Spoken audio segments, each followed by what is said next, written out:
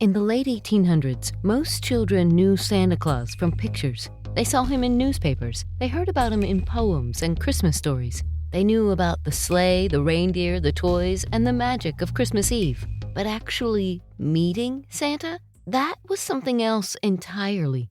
For most children, Santa lived far away, somewhere snowy, somewhere imagined, somewhere just out of reach.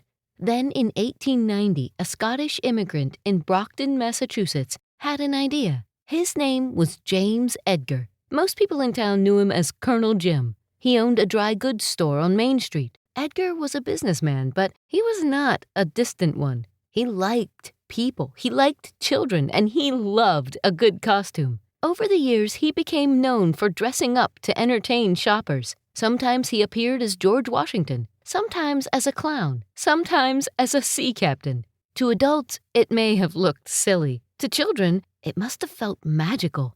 Here was a respected shop owner willing to look ridiculous if it made someone smile. Then Christmas came around.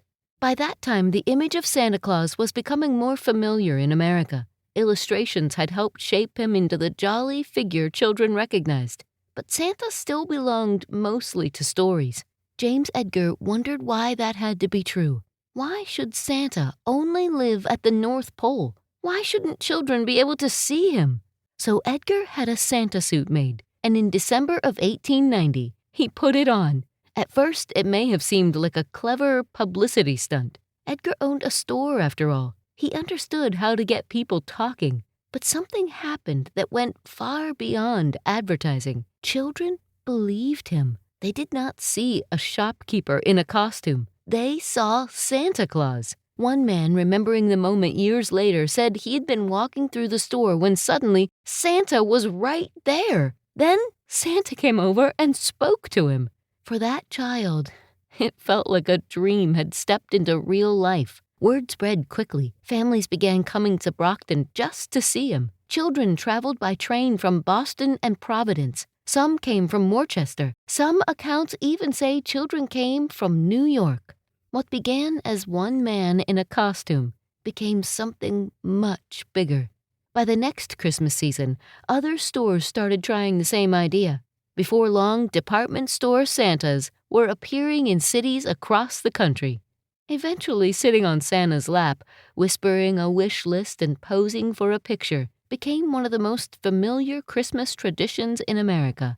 But the heart of this story is not just that James Edgar helped create the department store Santa. It is who he seemed to be when the costume came off. Edgar was remembered as generous. He helped children who needed medical care. He gave work to young people who needed a chance. He cared about treating employees better than he had been treated as a young apprentice. Maybe that's why the Santa suit worked so well.